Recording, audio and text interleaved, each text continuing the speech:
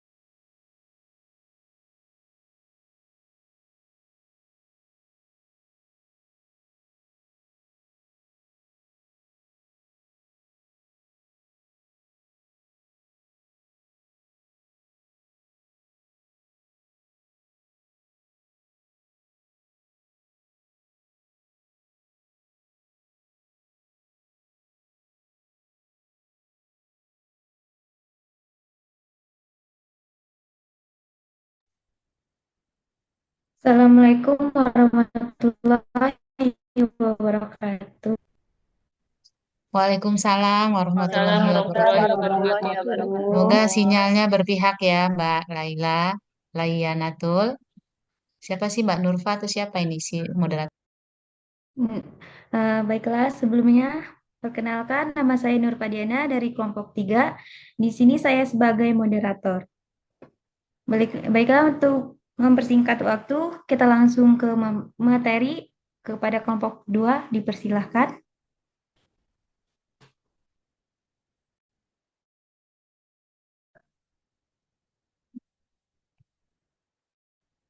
Selamat siang teman-teman semuanya. Terima kasih kepada moderator. Perkenalkan, kami dari kelompok 2 akan membahas tentang makalah hukum kesehatan, dimulai dari sejarah, asas, dan permasalahan moral, etik, dan hukum. Di mana kelompok 2 itu ada saya sendiri dengan Fitriyanti, ada Kak Ida Farida, ada Kak Nur Hasana Laila, dan ada Kak Silvi dan Kak Tuti. Next, definisi hukum kesehatan. Pengertian dari hukum kesehatan adalah seperangkat aturan dan prinsip yang mengatur segala hal terkait dengan kesehatan, baik dari segi penyediaan layanan, perlindungan hak, maupun tanggung jawab para pihak. Tujuannya itu adalah eh, tujuan utama dari hukum kesehatan adalah untuk menjamin hak masyarakat atas kesehatan serta mengatur peran dan tanggung jawab pemerintah, penyedia layanan, dan individu. Ruang lingkupnya meliputi berbagai aspek, termaksud praktik keperawatan, farmasi, asuransi kesehatan, hak pasien, serta isu-isu etika biomedis. Pengertian hukum kesehatan, ketentuan hukum. Hukum kesehatan mencangkup semua ketentuan hukum yang berhubungan langsung dengan pemeliharaan dan pelayanan kesehatan. Hak dan kewajiban. Hukum kesehatan mengatur hak dan kewajiban individu, kelompok, dan masyarakat sebagai penerima layanan kesehatan. Sedangkan penyelenggara pelayanan itu hukum kesehatan juga mengatur hak dan kewajiban tenaga kesehatan dan sarana kesehatan sebagai penyelenggara pelayanan. Untuk slide selanjutnya dilanjutkan oleh teman saya, Kak Tuti. Untuk sejarah hukum kesehatan, perjalanan panjang menuju pelayanan kesehatan keadilan. Hukum kesehatan memiliki sejarah panjang yang terkait erat dengan perkembangan peradaban manusia sejak zaman kuno. Manusia telah berupaya untuk menjaga kesehatan dan mengobati penyakit dalam perjalanan waktu. Hukum kesehatan telah berkembang seiring dengan kemajuan ilmu, pengetahuan, dan teknologi medis. Sejarah hukum kesehatan itu terbagi menjadi 4, yaitu pertama, zaman kuno. Raja Hammurabi dan Bibiana Babilonia menyusun kodifikasi hukum dengan mengatur dokter. Yang kedua, zaman kolonial, pemerintah kolonial Hindia Belanda menerbitkan ordonasi tentang pemeliharaan kesehatan masyarakat. Untuk yang ketiga, tahun 1960-an berdirinya Vereniging voor Gezondheid, perkumpulan untuk hukum kesehatan. Poin keempat, tahun 1980-an, kasus Dr. Setianingrum mendorong pembentukan Perhimpunan Hukum Kesehatan Indonesia Perhuki. Kronologi sejarah hukum kesehatan Indonesia terbagi menjadi 4. Yang pertama, kasus Dr. Setianingrum tahun 1979. Dr. Setianingrum merawat pasien dengan radang tenggorokan. Yang kedua, tindakan medis. Dr. Setianingrum memberikan suntikan streptomycin, pasien mengalami alergi. Yang ketiga, proses hukum. Dr. Setianingrum dihukum, kemudian dibebaskan melalui kasasi. Yang keempat, pembentukan Perhuki. Tahun 1983, Perhimpunan Hukum Kesehatan Indonesia Perhuki dibentuk. Pelajaran dari kasus Dr. Setianingrum, kehati-hatian tenaga medis harus selalu berhati-hati dalam mempelajari profesinya, perlindungan pasien, pentingnya perlindungan terhadap pasien, ketelitian. Dokter harus lebih teliti dalam menjalankan profesinya. Perkembangan hukum kesehatan. Yang pertama, Kongres Nasional. Kongres pertama tentang hukum kedokteran diselenggarakan di Caen, Belgia pada tahun 1967. Yang kedua, Perhuki. Perhuki mensosialisasikan pemahaman hukum kesehatan melalui kursus dan terlibat dalam penyusunan rancangan undang-undang. Yang ketiga, teknologi. Hukum kesehatan penting dalam mengatur teknologi di bidang kesehatan seperti transplantasi organ bayi tabung. Yang keempat, kebijakan kesehatan. Hukum kesehatan menentukan kebijakan bidang kesehatan seperti BPJS dan pandemi. Evolusi hukum kesehatan, perubahan zaman, perkembangan teknologi. Oh ya, untuk slide yang ini diganti ke Kanur ya. Saya lanjutkan. Untuk evolusi kesehatan, untuk evolusi hukum kesehatan, yaitu perubahan zaman. Yang pertama, perkembangan teknologi, yaitu dari teknologi medis yang berkembang pesat, menghadirkan tantangan dan peluang baru dalam hukum kesehatan. Yang kedua, perubahan nilai dan etik. Pandangan masyarakat tentang kesehatan dan peran negara dalam kesehatan terus berubah. Yang ketiga, munculnya isu baru. Isu seperti bioetik, kesehatan reproduksi, dan hak atas kesehatan mental semakin penting. Next. Prinsip-prinsip dasar hukum kesehatan ada 4, yaitu otonomi pasien, yaitu adalah hak pasien untuk membuat keputusan tentang perawatan kesehatan mereka sendiri. Yang kedua, benefisiensi, yaitu kewajiban tenaga medis untuk memberikan manfaat bagi pasien. Yang ketiga, non-malfeasance, yaitu larangan untuk melakukan tindakan yang merugikan pasien. Yang keempat adalah keadilan, yaitu memastikan akses dan kualitas pelayanan kesehatan yang adil dan merata. Next. Beberapa isu kritis dalam hukum kesehatan, yaitu adalah hak atas kesehatan, yaitu tentang akses dan kualitas layanan kesehatan yang memadai untuk semua orang. Kemudian isu tentang etik medis, yaitu tentang prinsip moral, etika dalam praktek medis seperti aborsi, eutanasia, dan transplantasi organ. Yang kemudian privasi medis, yaitu adalah perlindungan informasi kesehatan pasien dari akses yang tidak sah. Selanjutnya yaitu adalah kewenangan tenaga medis, berupa batas kewenangan dan tanggung jawab tenaga medis dalam melakukan tindakan. Lanjut. Beberapa regulasi pemerintah dalam bidang kesehatan, yaitu ada dari Peraturan Menteri Kesehatan, yaitu aturan tentang berbagai aspek pelayanan kesehatan seperti imunisasi, pengobatan, dan keselamatan pasien. Kemudian dari Undang-Undang Kesehatan itu merupakan dasar hukum utama yang mengatur sistem kesehatan termasuk hak pasien dan kewajiban tenaga medis.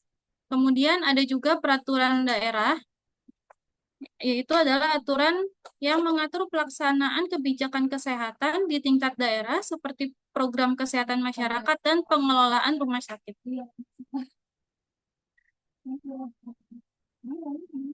Malpraktek di sini yaitu adalah kesalahan medis yang mengakibatkan kerugian bagi pasien seperti kelalaian atau kesalahan diagnosis. Untuk masalah transplantasi organ yaitu peraturan dan etika terkait dengan transplantasi organ termasuk donor organ dan pencangkokan organ. Dan untuk bioetik prinsip moral dalam riset kesehatan seperti penelitian genetika dan terapi gen. Untuk kesehatan mental yaitu peraturan dan hak pasien dalam penanganan penyakit mental termasuk hak atas privasi dan pengobatan. Penerapan hukum kesehatan dalam kehidupan sehari-hari, misalnya dalam penerapan kesehatan reproduksi, hak dan kewajiban dalam mengatur kesehatan reproduksi seperti kontrasepsi dan aborsi. Persetujuan terinformasi hak pasien untuk memenuhi dan menyetujui program medis yang akan dilakukan kepada pasien. Kemudian privasi medis, perlindungan atas data dan informasi kesehatan pasien dari akses yang tidak sah. Materi selanjutnya akan diteruskan oleh Silviana. Ya, teman-teman, kita bahas asas-asas hukum kesehatan. Hukum kesehatan ini memiliki beberapa asas penting yang mendasari penerapannya. Pemahaman akan asas-asas ini sangat penting bagi para profesional, terutama kita sebagai tenaga kesehatan dan pemangku kepentingan dalam bidang kesehatan untuk memastikan praktek yang adil, etis, dan berpihak pada kesejahteraan masyarakat.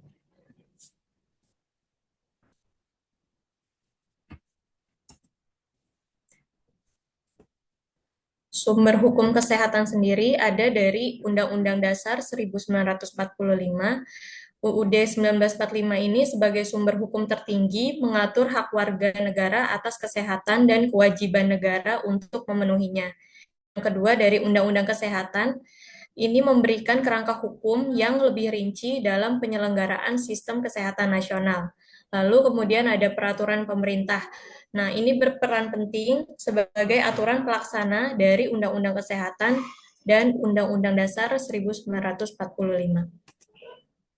Undang-Undang Dasar 1945 ini diantaranya adalah pasal 28H, yaitu mengatur hak setiap orang untuk memperoleh pelayanan kesehatan.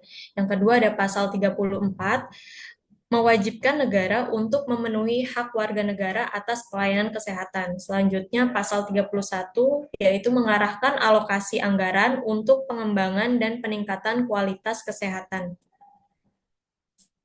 Undang-Undang Kesehatan memiliki asas dan tujuan, diantaranya Undang-Undang Kesehatan mengatur asas-asas seperti kemanusiaan, manfaat, perlindungan, penghormatan terhadap hak dan kewajiban, keadilan, gender, dan non-diskriminasi, serta non-partisan. Hak dan kewajiban dalam Undang-Undang Kesehatan menetapkan hak-hak pasien, tenaga kesehatan, dan pemerintah, serta kewajiban masing-masing pihak dalam penyelenggaraan kesehatan. Lalu lingkup pengaturannya adalah mengatur berbagai aspek termasuk upaya kesehatan, sumber daya kesehatan, pembiayaan, dan pembinaan. Peraturan pemerintah dalam fasilitas kesehatan adalah mengatur standar, perizinan, dan pengelolaan fasilitas kesehatan. Lalu dalam peraturan pemerintah di dalam tenaga kesehatan adalah menetapkan kualifikasi, registrasi, dan praktik tenaga kesehatan. Kemudian dalam bidang obat dan alat kesehatan, pemerintah mengatur produksi, distribusi, dan pengawasan obat serta alat kesehatan. Pendapat para ahli hukum kesehatan menurut Azrul Azwar menekankan pentingnya asas legalitas dalam praktek hukum kesehatan, terutama bagi tenaga kesehatan. Yang kedua, dari Hermien Hadiati, menurut beliau menekankan asas kemanfaatan dan perlindungan hak pasien adalah penting dalam hukum kesehatan. Lalu dari Veronica Komalawati menekankan asas keadilan dalam penyediaan layanan kesehatan. Asas-asas hukum kesehatan dari asas tersebut yang pertama adalah science et conscience, kepandaian ahli kesehatan tidak boleh bertentangan dengan hati nurani. Yang kedua, agrotis salus lex suprema, keselamatan pasien adalah hukum yang tertinggi. Yang ketiga, de minimis non curat lex, hukum tidak mencampuri hal-hal yang sepele. Yang keempat, ada res ipsa liquator, faktanya telah berbicara. Perkembangan asas-asas hukum kesehatan sendiri dari asas perkembangan keadilan, penguatan keadilan dalam akses dan mutu pelayanan kesehatan. Dari segi peran masyarakat, itu peningkatan peran masyarakat dalam pengambilan keputusan terkait kesehatan. Di bidang teknologi, harus penyesuaian dengan perkembangan teknologi kesehatan.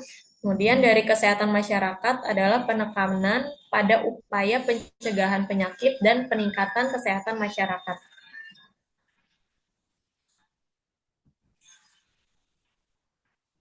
Slide selanjutnya akan dijelaskan oleh teman saya, Ida Farida. Terima kasih, Mbak Silvi. Selanjutnya mengenai permasalahan moral, etik, dan hukum dalam pelayanan masyarakat, di mana etika kesehatan masyarakat ini merupakan sistem nilai yang berlaku secara universal dalam mencegah resiko kesehatan. Sedangkan untuk hukum kesehatan ini merupakan aturan hukum yang mengatur hak dan kewajiban dalam pelayanan kesehatan. Sedangkan moral ini merupakan nilai-nilai yang mendasari perilaku manusia dalam pelayanan kesehatan. Nah, ini gambaran harmonisasi mengenai asas-asas hukum kesehatan, di mana harmonisasi asas ini merupakan upaya untuk menyelaraskan aturan-aturan umum dalam hukum kesehatan, yang mana tujuan daripada harmonisasi ini adalah untuk mencapai tujuan nasional, yaitu memajukan kesejahteraan umum. Lanjut. Lanjut, Sil. Sil, lanjut. Udah. Belum di sini. Nggak geser slide-nya. Nggak geser. Dah. Mana lagi? Dah. Permasalahan moral. Permasalahan moral dan etik dalam hukum kesehatan, di mana hukum kesehatan tidak hanya terkait dengan aspek legal saja, tetapi juga melibatkan pertimbangan moral dan etik yang kompleks. Hal-hal ini seperti hak pasien, tanggung jawab sebagai tenaga kesehatan, dan peran komite etik rumah sakit yang menjadi isu kunci dalam bidang ini. Nah, isu moral dalam praktek kedokteran dan profesi kesehatan di sini ada 3. Yang pertama yaitu mengenai kerahasiaan, di mana menjaga kerahasiaan informasi pasien adalah suatu kewajiban etis sebagai tenaga kesehatan. Kemudian yang kedua ada konflik kepentingan, di mana kita harus menghindari konflik antara kepentingan pribadi dan profesional sebagai tenaga kesehatan. Nah, yang ketiga adalah eutanasia, di mana isu etik kontroversial terkait dengan hak pasien atas kehidupan dan juga kematian.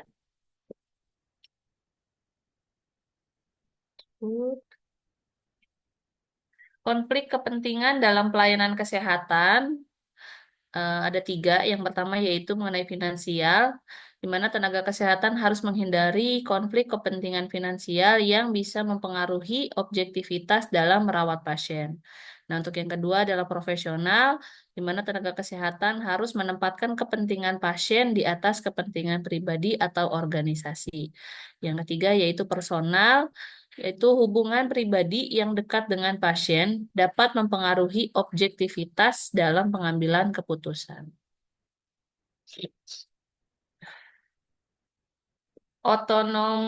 Otonomi pasien dan informed consent, di mana ada kolaborasi yaitu antara pasien dengan adanya kolaborasi antara pasien dengan tenaga kesehatan, di mana harus bekerja sama dalam pengambilan keputusan perawatan. Kemudian ada juga dokumentasi, yaitu format inform consent, yang harus didokumentasikan secara tertulis untuk melindungi hak pasien. Kemudian informasi, yaitu pasien harus diberikan informasi lengkap dan transparan saat membuat keputusan. Isu etik terkait teknologi kesehatan. Yang pertama ada privasi, yaitu teknologi harus digunakan dengan memperhatikan kerahasiaan dan privasi data pasien. Kemudian akses, di mana ada ketersediaan dan keterjangkauan teknologi kesehatan harus merata untuk seluruh masyarakat. Untuk etika, di sini pengembangan dan pemanfaatan teknologi harus sejalan dengan prinsip-prinsip etika medis. Hak pasien dan tanggung jawab tenaga kesehatan. Hak pasien merupakan tanggung jawab bagi tenaga kesehatan. Nah, untuk memperoleh informasi, di mana ini memberikan informasi secara transparan dan menyeluruh. Memilih, eh, oh ini hak pasiennya adalah memperoleh informasi, memilih dan menolak perawatan, juga mengenai kerahasiaan data medis pasien. Nah, kalau tanggung jawabnya kita adalah memberikan informasi secara transparan dan menyeluruh, kemudian menghormati pilihan pasien, kemudian yang terakhir adalah menjaga kerahasiaan informasi pasien. Peran Komite Etik Rumah Sakit. Yang pertama adalah sebagai pembuat kebijakan, di mana merumuskan kebijakan dan pedoman etik untuk diterapkan di rumah sakit. Kemudian sebagai konsultan, di sini memberikan pertimbangan etik atas kasus-kasus yang sulit dihadapi oleh tenaga medis. Juga berperan sebagai edukator, yaitu untuk mengedukasi tenaga kesehatan dan pasien mengenai hak, etika, dan isu moral. Penegakan hukum dan etika dalam pelayanan kesehatan. Yang pertama ada regulasi. Karena di sini regulasi diperlukan adanya regulasi ini supaya lebih jelas dan tegas saat menegakkan hukum dan etika kesehatan. Sedangkan untuk pengawasan, ini dari otoritas yang berwenang diperlukan untuk memastikan kepatuhan terhadap aturan yang ada. Sedangkan sanksi ini adalah dengan adanya sanksi yang tegas bagi pelanggar, itu bisa menjadi efek jerak, juga mendorong kepada kepatuhan aturan itu sendiri. Lanjut. Terima kasih. Mungkin itu saja dari kelompok kami. Selanjutnya kami serahkan kepada moderator. Baiklah, terima kasih kepada kakak-kakak semua yang telah menyampaikan materi. Selanjutnya kita masuk ke sesi tanya jawab. Yang ingin bertanya, silahkan. Assalamualaikum. Assalamualaikum warahmatullahi wabarakatuh. Waalaikumsalam warahmatullahi wabarakatuh. Saya dari kelompok 12 mau menanyakan tentang bila tenaga kesehatan melanggar hak-hak pasien, adakah sanksi yang diberikan dan apa saja? Moderator, boleh kami sudah selesai untuk pembahasan materinya? Ya, selanjutnya masih ada yang ingin bertanya? Ya, saya mau nanya Mbak dengan Leni dari kelompok 1. Apa dampak yang terjadi jika adanya malpraktik dalam pelayanan kesehatan?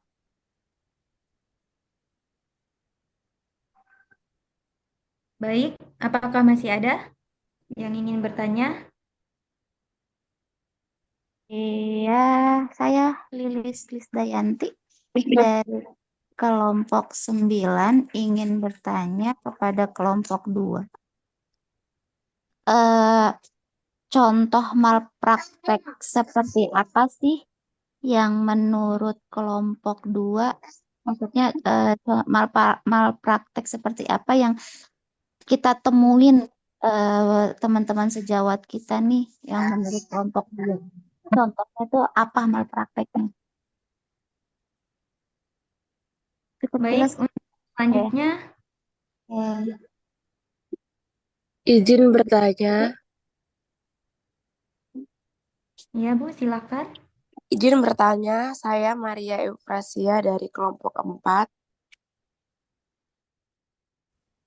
Ingin bertanya kepada kelompok 2. Menurut kelompok,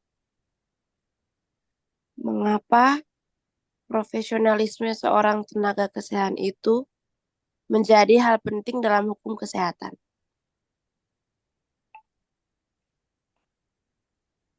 Baik, untuk pertanyaannya kita tampung 4 pertanyaan terlebih dahulu dan pertanyaannya akan dijawab oleh kelompok 2. Pada kelompok 2, silakan untuk dijawab pertanyaan dari ibu-ibu semuanya.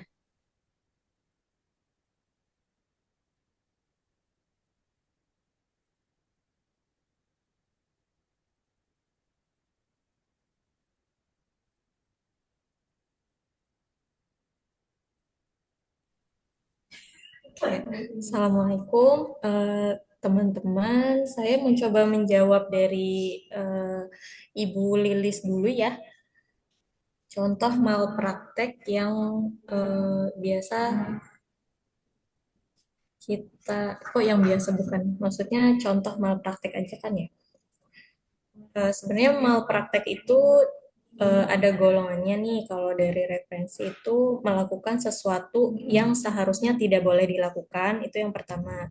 Yang kedua, tidak melakukan sesuatu yang harusnya dilakukan atau melalaikan kewajiban. Nah, yang ketiga ada melanggar undang-undang.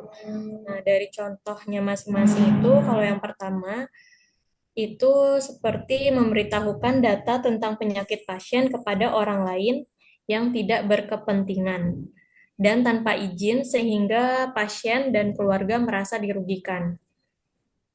Lalu untuk contoh yang tidak melakukan sesuatu yang harusnya dilakukan, itu misalnya kita sebagai penolong persalinan. Saat menolong persalinan berdasarkan partograf nih, pasiennya sudah melewati garis waspada. Nah, seharusnya kan pasien dirujuk, namun bidannya menunda-nunda atau tidak melakukan rujukan. Nah, itu termasuk malpraktek yang kedua. Lalu yang ketiga, melanggar undang-undang itu contohnya seperti melakukan pelayanan kesehatan dengan sengaja, tapi nakes tersebut belum memiliki STR atau SIP sebagai legalitasnya. Jadi itu termasuk malpraktek juga, teman-teman. Oke, terima kasih. Baiklah, terima kasih kepada Kak Silviana. Bagaimana Ibu? Apakah jawaban dari Bu Silviana sudah cukup atau masih kurang? Boleh nanya lagi? Boleh, Kak. Jadi kan tadi ada poin yang kalau misalnya kita atau di luar dari keluarga ya minta catatan rekam mediknya, minta informasi catatan rekam mediknya, terus itu kan nggak boleh. Tapi kalau misalnya dari pihak keluarga minta catatan rekam medik ke perawatnya gitu, itu kira-kira boleh nggak? Dan kalau misalnya emang itu diberitahu sama eh, teman ininya sama perawatnya misalnya, itu termasuk malpraktek juga nggak?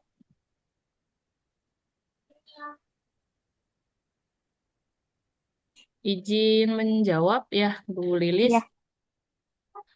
Kalau untuk pemberian informasi kepada keluarga pasien, eh, itu memang diperbolehkan ya. Tapi setahu saya pun itu masih dalam batasan, misalnya kalau memang masih ada suaminya, kalau yang menjadi pasien istri, berarti informasi ini disampaikan kepada suaminya jika memang ada. Kalau pasien ini anak, ya berarti disampaikan kepada orang tua. Jadi, walaupun masih dalam lingkup keluarga, baiknya memang dibatasi untuk menghindari hal-hal yang tidak diinginkan. Karena memang pihak keluarga yang nantinya akan mengambil keputusan terhadap tindakan yang akan diberikan kepada pasien, entah itu tindakan medis, pemberian obat, perawatan, dan lain sebagainya. Karena kemungkinan kondisi pasiennya, mungkin terutama untuk pasien-pasien yang kondisinya tidak memungkinkan, misalnya yang memang dalam persiapan persalinan atau bahkan mungkin pasiennya posisinya ada di ICU, itu kan kita tidak mungkin menyerahkan kepada si pasiennya, jadi pasti kita melibatkan anggota keluarganya.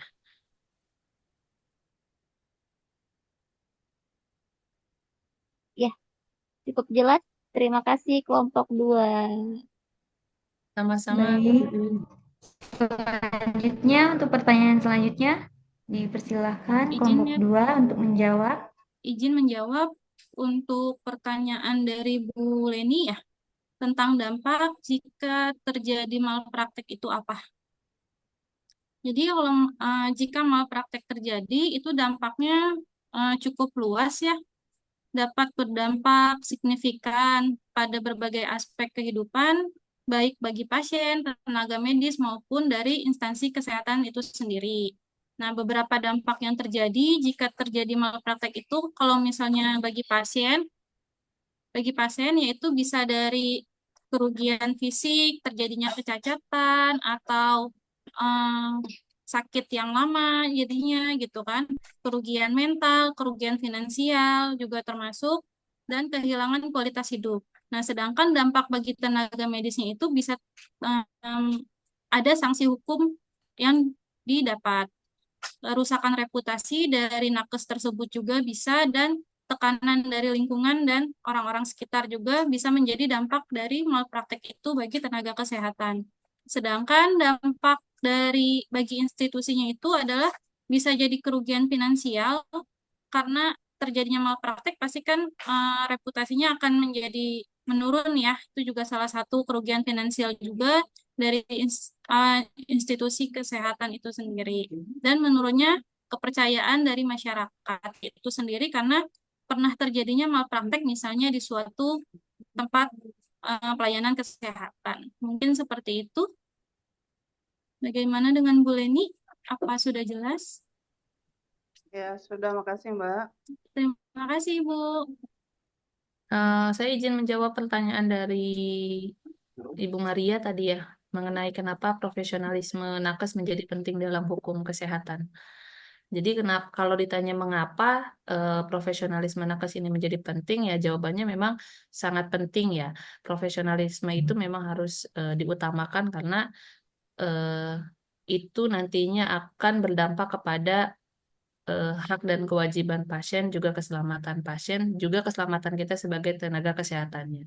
Jika si tenaga kesehatannya ini sudah tidak profesional, artinya melaksanakan atau memberikan pelayanan yang tidak sesuai dengan hukum kesehatan, tidak melihat atau tidak merujuk kepada hak dan kewajiban baik sebagai tenaga kesehatan ataupun pasien, maka dampak yang paling buruknya adalah ya si tenaga kesehatan ini akan melanggar si hukum kesehatan itu sendiri dan akan merugikan banyak pihak selain pasien, tenaga kesehatan, termasuk juga instansi tempat pelayanan itu sendiri.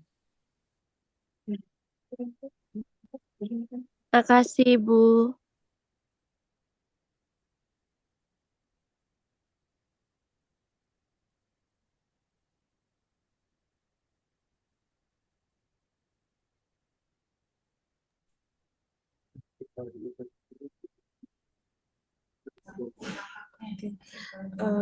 Saya akan menjawab pertanyaan dari Bu Yati, apa sanksinya bila tenaga kesehatan melanggar hak pasien? Kalau dari undang-undang, ini menurut Undang-Undang Nomor 44 Tahun 2009, tenaga kesehatan, Undang-Undang Nomor 29 Tahun 2004, tenaga kesehatan yang melanggar hak pasien akan dikenakan sanksi berupa disiplin. Di antaranya pemberian peringatan tertulis, rekomendasi pencabutan surat tanda registrasi atau surat izin praktik, lalu kewajiban mengikuti pendidikan atau pelatihan di institusi pendidikan kedokterannya atau kedokteran gigi. Lalu kalau untuk peraturan Menteri Kesehatan nomor 17 tahun 2013 tentang izin dan penyelenggaraan praktik menjelaskan bahwa dalam rangka pelaksanaan pengawasan, pemerintah dan pemerintah daerah dapat memberikan tindakan administratif kepada tenaga kesehatan tersebut yang melakukan pelanggaran. Di antaranya yang pertama teguran lisan, kemudian teguran tertulis, dan yang paling terakhir itu pencabutan surat izin praktiknya. Mungkin ada yang bisa menambahkan?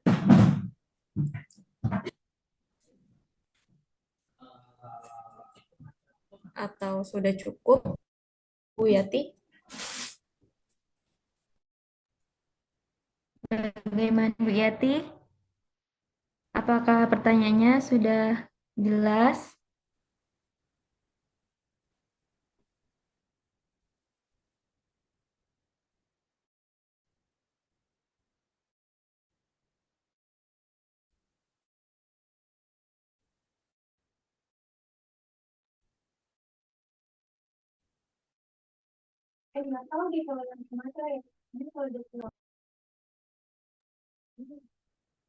Mungkin dari kelompok 2 ada yang mau menambahkan jawaban?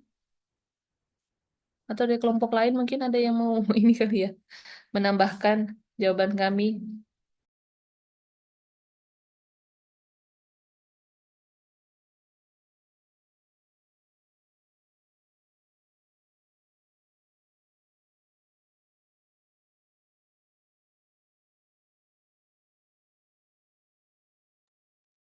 Udah cukup Mbak Ida, dilanjut aja.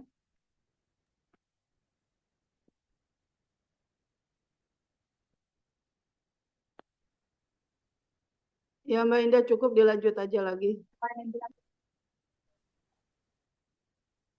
Baiklah, Mungkin apakah ada dikembalikan yang lagi ingin ke bertanya lagi? moderator. Apakah ada yang ingin bertanya lagi atau sudah cukup?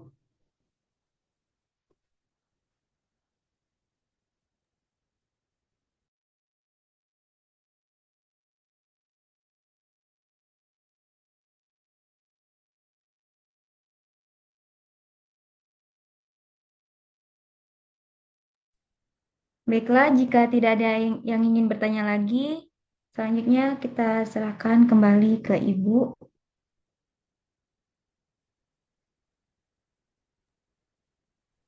Baik, terima kasih Mbak Nurfa.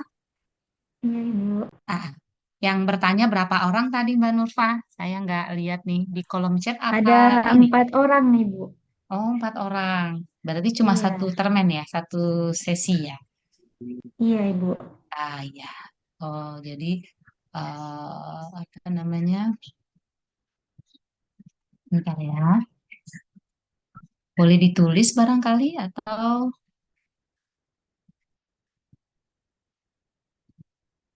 Untuk pertanyaannya, Bu ya. iya, Ditulis di mohon kolom maaf. chat aja, Bu ya. Di kolom chat aja ya, boleh, nggak Baik, apa-apa. Bu. Ah, mohon maaf ini agak lelet ini.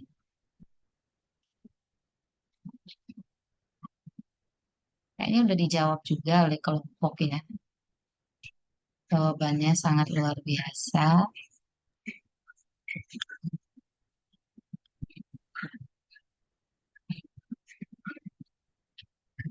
Yang saya tangkap tadi itu sambil Mbak ini ini ya menulis di kolom chat ya. Pertanyaan dari Ibu Lilis, kalau nggak salah, bagaimana jika keluarga minta catatan rekam medik kepada kesehatan gitu ya?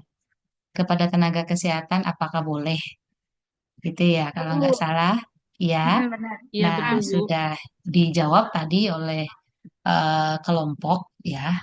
Eh, kita bisa melihat kepada hak dan kewajiban pasien ya, Ibu Lilis, dan rujukan otentiknya untuk kelompok dan Bu Lilis bisa membaca itu adalah Undang-Undang Kesehatan kita nomor 17 karena itu yang terbaru ya, teman-teman. Dan itu menjadi rujukan kita gitu. Kalau nggak salah di pasal 270-an deh, 275, 456 gitu ya, kalau nggak salah ya dikatakan gitu bahwa pasien ini mempunyai hak ya, mempunyai hak. Haknya itu adalah mendapatkan informasi mengenai kesehatan dirinya. Artinya jika dia bertanya tentang keadaannya saat ini kepada kita sebagai tenaga kesehatan ya, dalam hal ini mungkin dia sakit gitu. Nah, kita memang harus menjelaskan sesuai dengan kompetensi kita dan nanti akan kita setelah kita mendapatkan persetujuan menjelaskan tersebut dalam bentuk choice kepada pasien, nanti kita akan mendapatkan persetujuan dalam bentuk tanda tangan ya.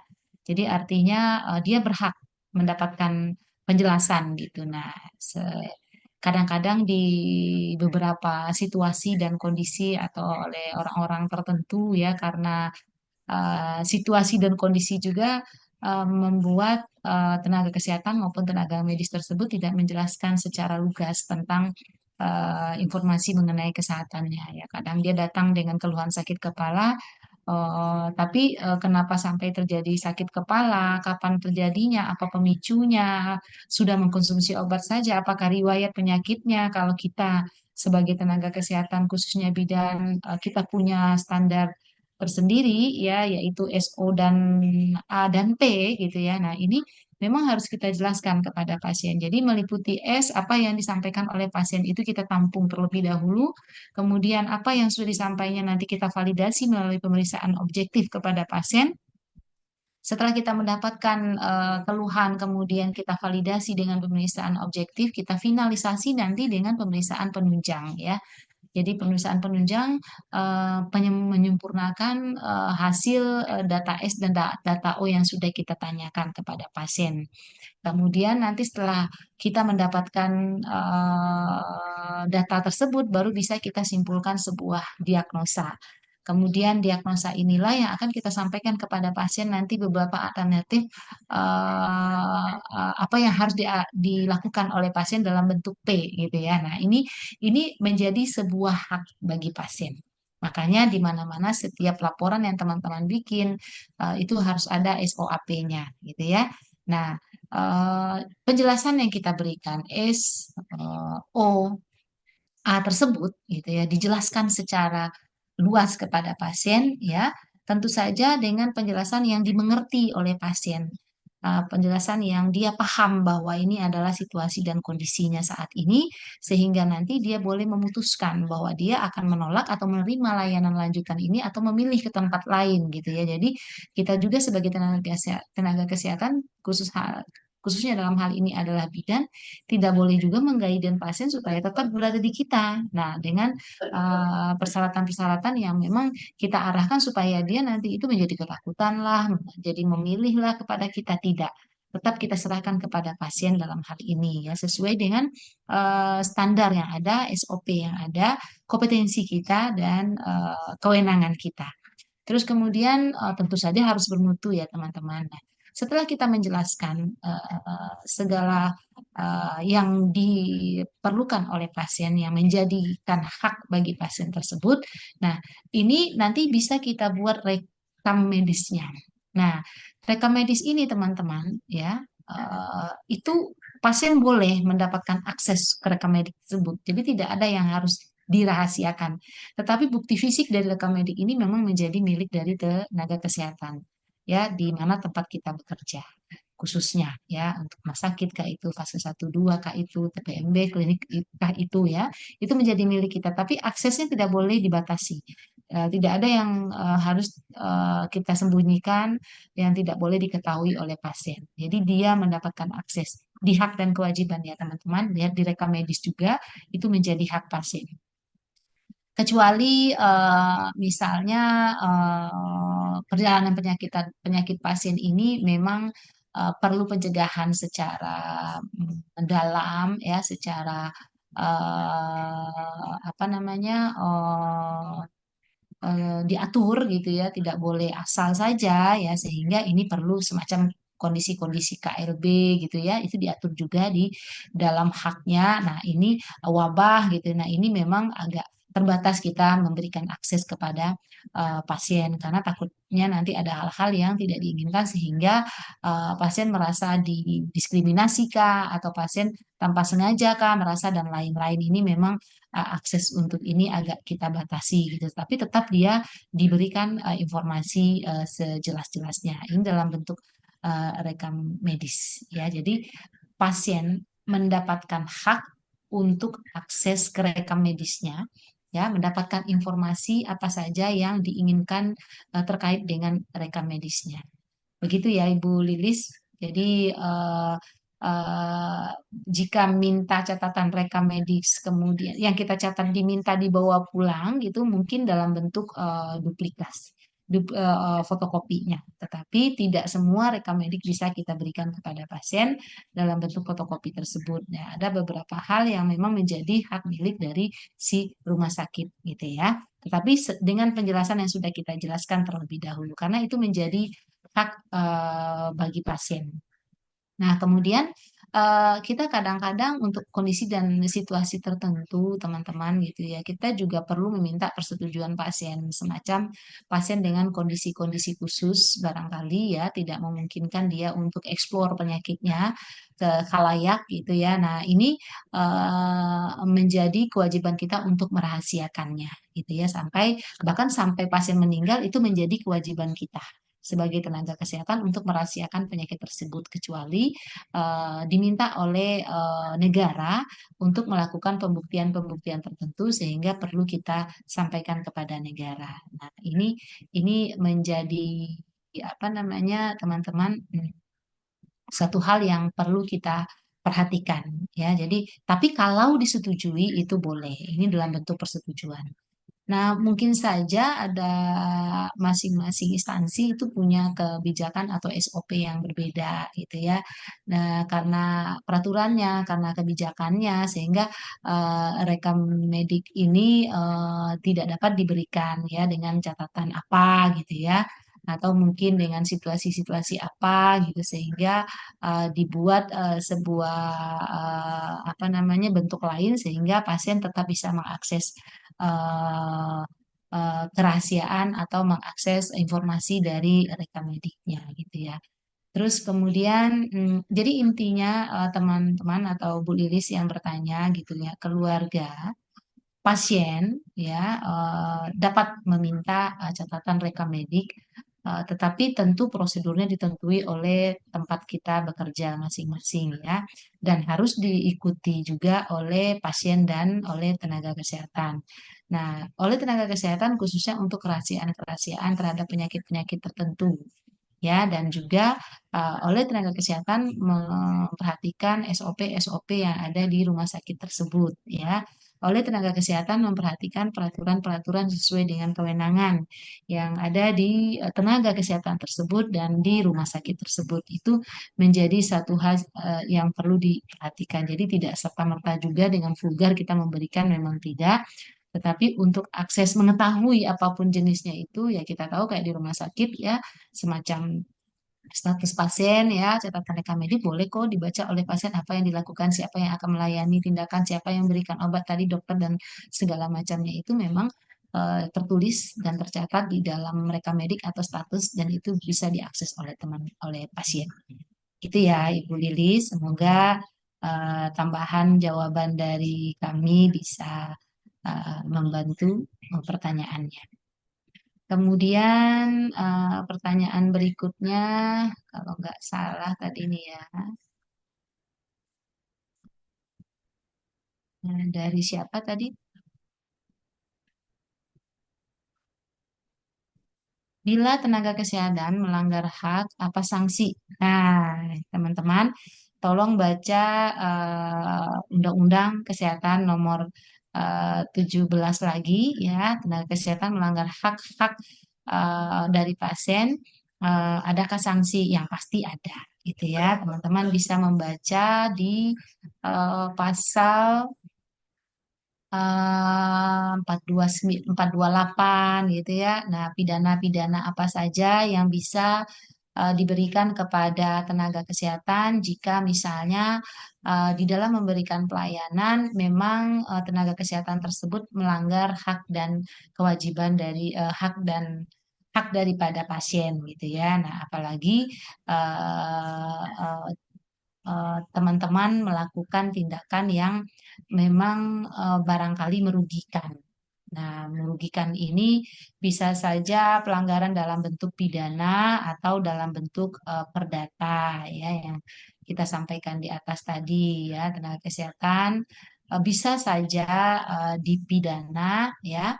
Bahkan tindakan pidananya tersebut bisa dalam bentuk membayar denda ya, bisa dalam bentuk melaksanakan hukuman jika memang terbukti nih melakukan sebuah pelanggaran yang disangsikan kepada kita, baik perdana maupun perdata. Nah, pidana dan perdatanya itu teman-teman dilihat kepada beratnya dari kerugian yang diderita oleh tenaga kesehatan, oleh pasien. yang dilakukan oleh tenaga kesehatan yang mana bisa disangsikan kepada tenaga kesehatan jika memang tenaga kesehatan tersebut sudah terbukti melalui bukti-bukti yang ada ya, semacam misalnya tenaga kesehatan melakukan tindakan aborsi gitu ya.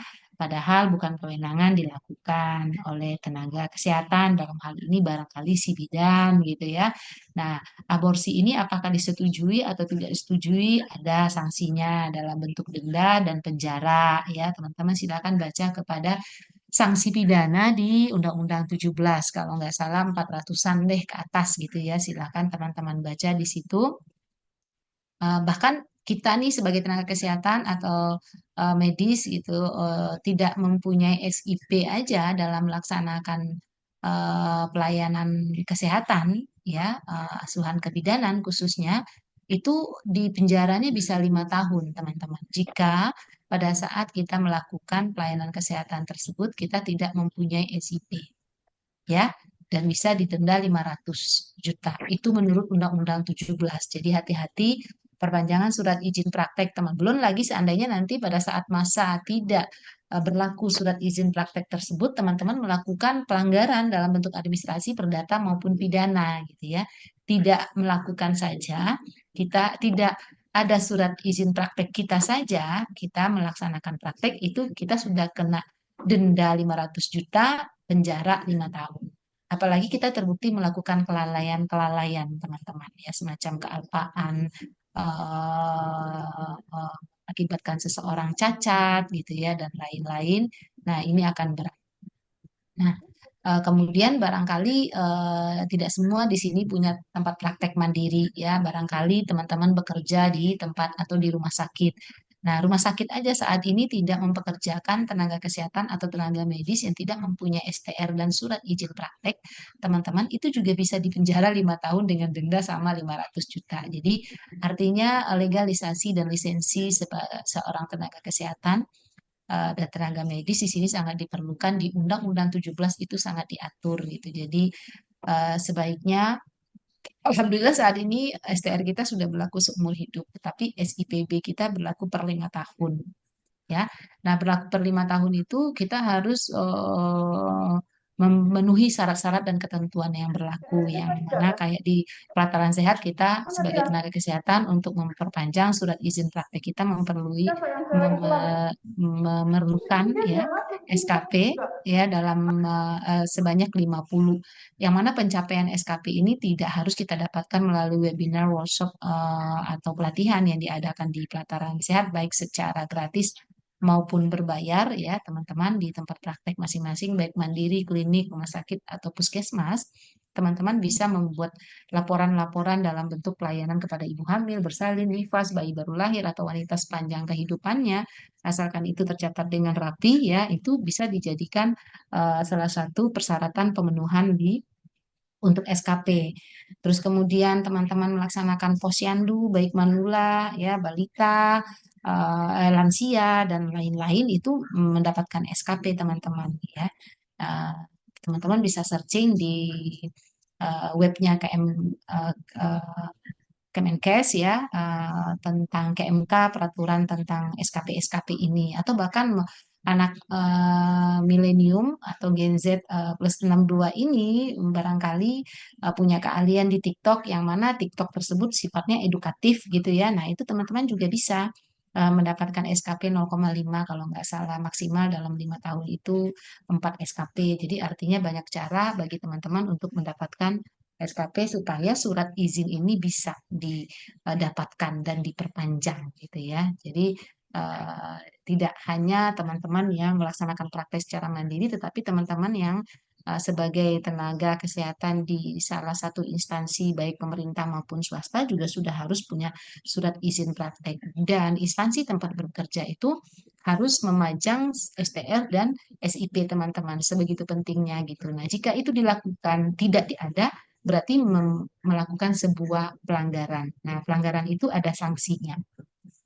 Banyak sekali teman-teman silakan dibaca nanti pelanggaran-pelanggaran atau tindakan-tindakan pidana yang misalnya dilakukan oleh teman-teman. Tadi kelompok juga sudah sampaikan jika misalnya pelanggarannya dalam bentuk kode etik ya, teman-teman barangkali itu masih bisa diselesaikan secara internal, kekeluargaan, atau dengan majelis etik masing-masing profesi, ya.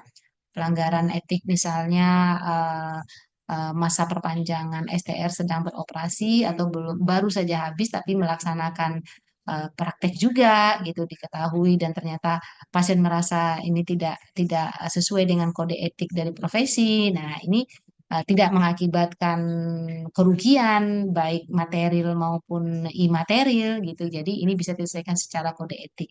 Nah, biasanya tegurannya by lisan dulu, kemudian enggak juga tulisan, kemudian ternyata lisan tidak, tulisan tidak, berarti dicabut. Nah, dicabut pun di organisasi itu tidak serta-merta langsung tidak bisa melakukan praktek, dibina dulu ya, dituntun dulu bagaimana cara memperbaiki kode etik ya, apa sikap dan perilakunya merujuk kepada kode etik profesi yang ada. Nah, setelah itu baru nanti dilakukan pelatihan, pembinaan dan lain-lain, nanti diberikan lagi izin prakteknya dan diperkenankan lagi praktek gitu ya. Itu kalau seandainya melakukan apa hak-hak atau sanksi yang diberikan.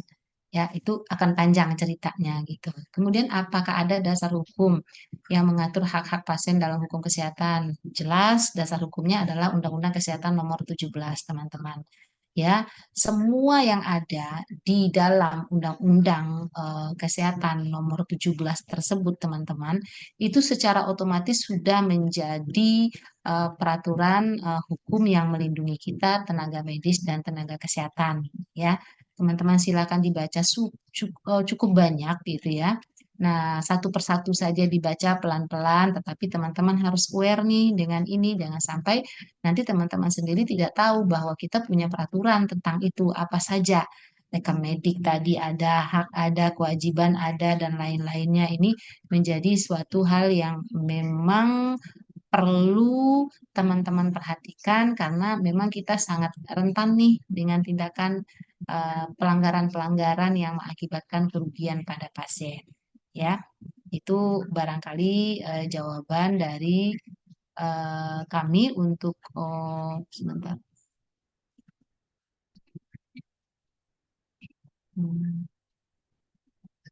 Nah, untuk Ibu Mbak Nurfa ya. Kemudian apa dampak yang mungkin terjadi jika adanya malpraktek dalam pelayanan kesehatan? Sebutkan jenis-jenis dari malpraktek, gitu ya. Nah, ini tadi kalau jenis-jenis dari malpraktek ini kan banyak ya teman-teman ya. Kalau saja merujuk kepada bidan misalnya. Nah, kalau bidan itu tentu saja sepanjang kompetensi kita, ya, kompetensi kita apa aja sih gitu ya dalam memberikan pelayanan Baru kepada ibu.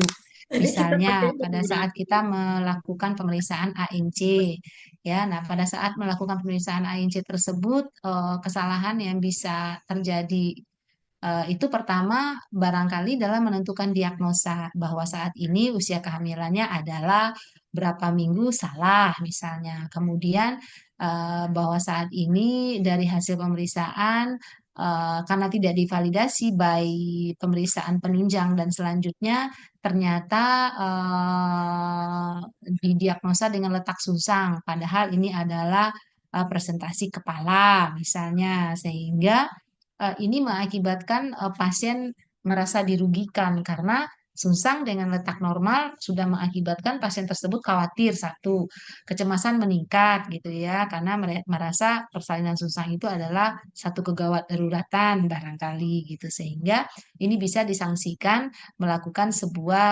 kesalahan dalam melakukan diagnosa atau mungkin saja melakukan tindakan-tindakan yang memang sudah ada SOP-nya tapi tidak dilakukan sesuai dengan SOP sehingga pada saat tidak melaksanakan SOP sehingga pasien mengakibatkan kerugian ya.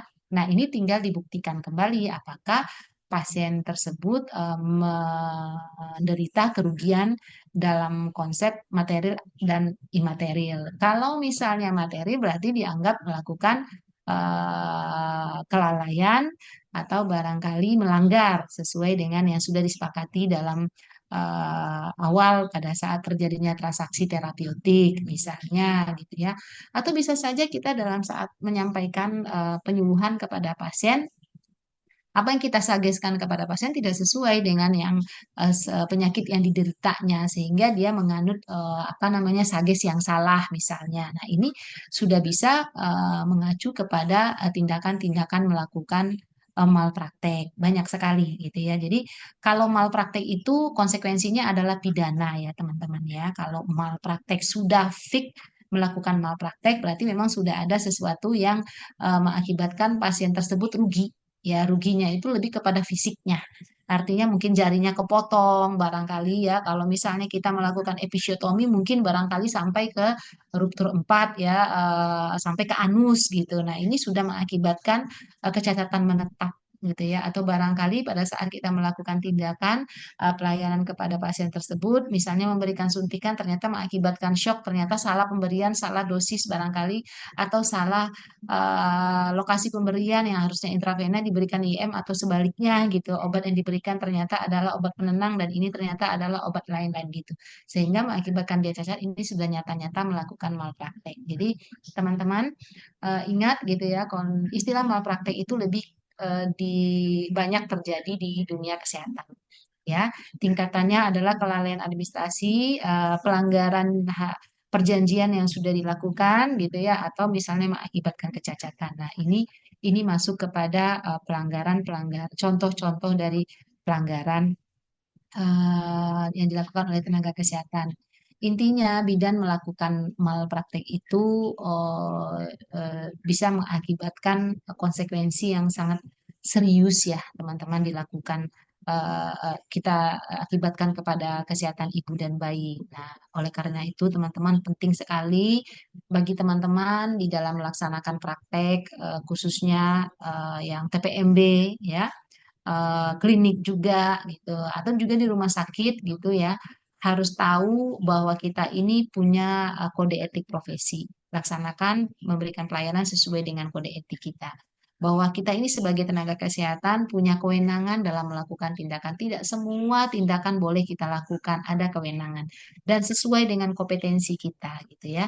Tetapi kalau dilihat lagi, jika misalnya kita dihadapkan di lapangan kepada kondisi-kondisi yang gawat darurat, nah, ini boleh kita lakukan. Jika kita tidak lakukan, malah kita dapat hukuman nantinya. Tetapi apa namanya, identifikasi dari kegawat daruratan itu harus sesuai dengan kompetensi kita.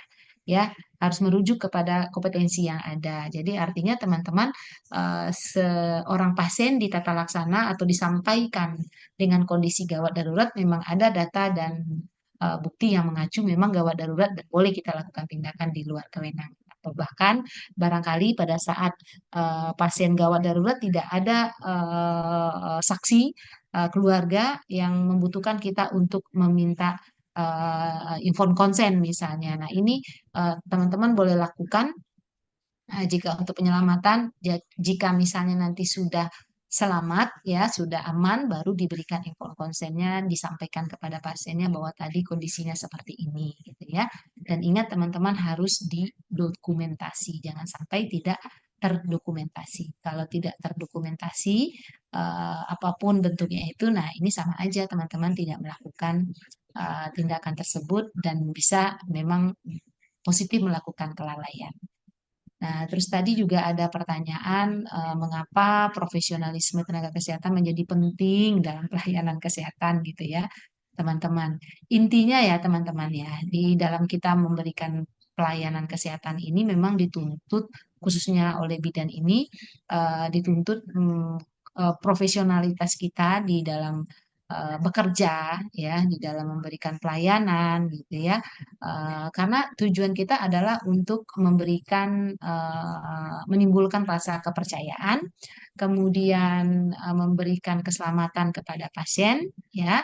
Nah, kita tidak hanya memberikan pelayanan aja, perawatan aja, tetapi juga harus menciptakan lingkungan yang menunjang bagi pasien, keluarga, atau yang lain-lainnya. Jadi, ini menjadi sebuah poin-poin dalam profesionalisme kita dalam melaksanakan pelayanan kesehatan. Misalnya saja barangkali kepercayaan pasien harus kita dapatkan, pasien trust dulu kepada kita, ini sudah masuk ke dalam memberikan pelayanan secara profesionalisme. Kualitas dari perawatan kita hari demi hari itu harus ada peningkatannya, jangan hanya seperti itu terus gitu. Misalnya ruang rawatan kita kelas 2, kelas 3 atau nggak ada kelasnya. Begitu aja terus tanpa ada inovasi. Nah, ini tidak menjadi suatu profesionalisme juga gitu ya. Tidak mengutamakan barangkali keselamatan pasien di atas segala-galanya ya, bahwa dalam memberikan pelayanan itu bukan uang segala-galanya tetapi keselamatan dulu yang diutamakan. Jadi tidak punya uang bukan berarti tidak bisa ditata laksana gitu. Yang penting saat ini keselamatannya dulu, uang pikirin belakangan gitu ya. Karena ini menjadi trust juga dan ini menjadi corong juga bagi kita karena kalau seandainya kita mengatasnamakan uang memang betul, tetapi profesionalisme itu tidak dinilai dari situ saja gitu ya. Terus kemudian cara berkomunikasi yang sangat baik, kadang-kadang banyak sekali kita disangsikan atau dilabeling oleh masyarakat bahwa kita itu ketulus, judes gitu ya.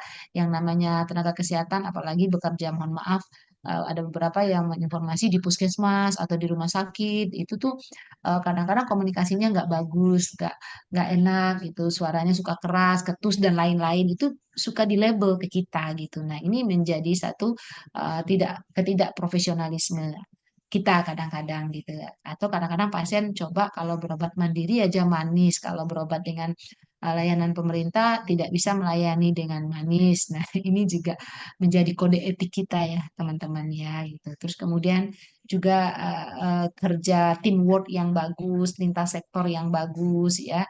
Kadang kan di satu daerah atau satu wilayah ada 2-3 bidan yang berpraktek. Nah, ini kerjasama tim diperlukan di sini gitu ya. Tidak harus kita menjelekkan teman kita dan yang lain gitu. Nah, ini menunjang keprofesionalan kita juga ini ya. Kalau ada pasien bilang, masa bidan itu bilang, kita menjawabnya jangan nimpalin, jangan gibahin lagi gitu ya. Dijawab se ya pokoknya tidak menanggapin lah gitu. Ini menjadi sebuah profesionalisme juga. Jadi banyak sih profesionalisme ini yang bisa kita tingkatkan bukan hanya dari peningkatan sumber daya manusia kita sebagai tenaga kesehatan yang kuliah terus tidak, kemudian kita update terus webinar-webinar terbaru, pelatihan-pelatihan terbaru sehingga menjadi profesionalisme juga tidak hanya itu ya, banyak faktor yang mengakibatkan kita bisa menjadi kepada dikatakan pada level ke profesionalisme yang gitu ya. Barangkali itu ya teman-teman ya pertanyaannya. Jamnya sudah lewat atau belum? 6 menit lagi. 6 menit lagi. Semoga teman-teman yang bertanya tadi sudah dijawab dengan baik dan luar biasa oleh kelompok. Saya cuma bikin teman-teman bingung aja ya. Sehingga oh benar begitukah? Oh begitukah gitu. Karena cuma bisa 1 termen, harusnya 10 termen ini. Kan asik nih materinya. Banyak sekali dan presentasi dari kelompok juga sudah luar biasa. Saya kasih Sarangio ya buat kelompok ya, luar biasa. Sarangio lagi gitu karena luar biasa presentasinya, slide-nya bagus ya. Harapannya memang slide-nya banyak, bukan banyak ininya, tapi bagaimana cara menjelaskannya kepada teman-teman dikemas dengan baik gitu ya. Dan dikaitkan juga dengan beberapa peraturan tadi, luar biasa. Terima kasih kelompok 2. Kepada Ibu Nur Fadiana selaku moderator juga saya ucapkan terima kasih. Sudah sangat bagus membawakan sesi ini sehingga diskusi sudah berjalan dengan bagus. Kepada teman-teman yang bertanya luar biasa ya, walaupun cuma 4 tapi cukup hidup ya daripada tidak sama sekali karena ini jamnya jam sulit, jam mengantuk untuk kita bertanya gitu ya, apalagi bagi teman-teman yang off kamera, on kamera atau off kameranya sama aja ya, cobaannya sama gitu ya. Oke, mungkin ada lagi teman-teman yang mau berbagi di sisa waktu kita berapa menit ke depan. Monggo, silakan. Bu, izin bertanya, Bu. Ya, silakan Ibu Rizky. Terima kasih. Tadi berkaitan dengan penjelasan Ibu pertanyaan pertama tentang hak pasien, Bu. Tadi Ibu juga sempat menyinggung tentang pasien dengan ibarat kata kebutuhan khusus gitu ya. Di sini misal Bu, tadi sempat kepikiran, misal satu pasien ini didiagnosa sebutlah eh, punya penyakit HIV gitu ya Bu dari hasil pemeriksaan kita. Terus tentunya si pasien ini kan punya hak dan kewajiban ya Bu. Kayak haknya itu hak pasien ibaratnya untuk hasil pemeriksaannya dia dan dia juga sebenarnya punya kewajiban kepada pasangannya dia untuk memberitahukan kondisinya dia agar pasangannya bisa diobati juga gitu ya Bu. Mm-mm. Terus setelah kita kasih penjelasan Bu, kita penjelasannya kayak Bu, ini pasangan Ibu harus diberitahu baiknya seperti apa karena kan Ibu punya hak atas jawaban pemeriksaan ini gitu ya. Terus Ya. pasiennya misal menjawab saya yang akan memberitahukan suster bidan gitu kan. Ya udah gitu kan berarti kan sudah diputuskan gitu ya Bu. Jadi pasiennya Ya. yang akan memberitahukan kepada si pasien si partnernya gitu ya Bu. Terus misal selang berapa hari gitu, selang berapa waktu gitu, ada satu kondisi di mana pasien itu berobat lagi ke kita. Dan Mm-mm. kita perlu memastikan eh, apakah misal si pasien ini meminum ARV rutin atau misal seperti apa gitu ya. Tapi di mana kondisinya ini si pasien ini tidak bisa menjawab. Jadi kita nanya, otomatis kita bertanya kepada si Ya. partnernya kan gitu ya Bu. Mm-mm. Ya. Mm-mm. Terus ternyata usut punya usut si partnernya ini belum tahu gitu Bu kondisi si ibu Mm-mm. ini gitu. Mm-mm. Tapi Mm-mm. berarti kan secara tidak sengaja kita membeberkan kondisinya si pasien ini kan ya Bu, yang mana si pasien ini Mm-mm. berkeputusan untuk memberitahukannya langsung gitu ya ke Mm-mm. partnernya. Kalau di Mm-mm. situ kira-kira di kitanya sendiri ada sanksi hukumnya nggak Bu? Misal Ya. si pasien ini ujung-ujungnya menuntut karena ibaratnya kita memberitahukan ke si suaminya atau mungkin si suaminya yang tidak terima atau kayak gimana itu kira-kira ada sanksi hukumnya nggak buat kita Bu? Ya. Ya. Baik. Pertanyaannya luar biasa ini, Mbak Rizky, dan ini terjadi ya di lapangan ya, karena penyakit HIV ini sampai detik ini stigmanya itu negatif. Ya, tidak semua masyarakat, bahkan kita sebagai tenaga kesehatan menerima bahwa HIV ini adalah penyakit yang sebenarnya eh, eh, bukan sebenarnya ini penyakit bisa ditata laksana ya artinya bukan bisa sembuh jika misalnya menggunakan atau mengkonsumsi obat secara teratur dan untuk itu kan perlu melibatkan dalam hal ini keluarga dalam eh, sebagai orang yang terdekat gitu ya dan penyakit ini juga biasanya dalam kebanyakan konotasinya tuh negatif ya. Orang-orang yang menderita HIV itu biasanya bagi kita dikondisikan kepada orang-orang yang melakukan pelanggaran asusila gitu ya. Kenapa dia menjadi HIV? Karena penyebaran dari penyakit HIV ini biasanya memang oleh karena cairan yang diakibatkan secara langsung berhubungan intim. Ya, jadi kalau misalnya tidak berhubungan intim, bersentuhan tangan tertular nggak? Enggak, ya. Tapi kalau berhubungan intim, ya melalui cairannya bisa ditularkan. Atau bekas alat-alat yang memang digunakan, yang dimasukkan kepada penderita tersebut dan mengakibatkan luka sehingga ada cairan yang menempel di alat tersebut kemudian tertular kepada orang lain. Dalam hal ini mungkin saja tenaga kesehatan atau bisa saja tenaga kesehatan yang juga menularkan karena tidak tahu bahwa alat itu harusnya sudah dibersihkan atau dibuang bahkan tidak dibuang dan lain-lain gitu ya. Jadi stigma ini melekat erat di kita sebagai tenaga kesehatan khususnya ya. Jadi tidak semua pasien dengan HIV itu bisa aware kepada kita memberitahukan bahwa dia sakit HIV karena sudah dalam tanda kutip bahwa kalau yang menderita penyakit ini berarti orangnya adalah orang yang nakal dan lain-lain gitu ya. Padahal kan tidak semua ya. Bagaimana misalnya dengan ternyata pasangannya yang berbuat kemudian pasangannya menularkannya ke pasangannya baik suami maupun istri kemudian istri menularkan kepada anaknya gitu. Nah, ini apakah serta-merta si anak yang dilahirkan yang tidak tahu menahu kemudian menderita penyakit ini sudah menderita apa stigma atau punishment dari masyarakat gitu kan, tidak begitu. Kemudian apakah seorang istri atau suami yang ditularkan oleh pasangannya ini yang tidak tahu menahu, yang mereka adalah menjalankan hidupnya dengan normal, itu menjadi suatu hal yang harus dikucilkan gitu ya. Mereka merasa dikucilkan HIV ini, padahal kita menjadi tonggak utama bagi pasien untuk bisa apa ya, percaya diri bahwa penyakitnya ini sebenarnya bisa bertahan atau bahkan mungkin disembuhkan gitu ya, dengan rajin mengkonsumsi obatnya seperti itu gitu ya. Nah, ini orang pertama yang bisa dipercaya adalah kita sebagai tenaga kesehatan. Jadi begitu mereka datang kepada kita, jangan ada labeling dalam bentuk perubahan wajah gitu, atau mungkin ungkapan-ungkapan atau sikap tubuh kita yang menandakan kita takut tertular nih oleh si pasien ini gitu ya.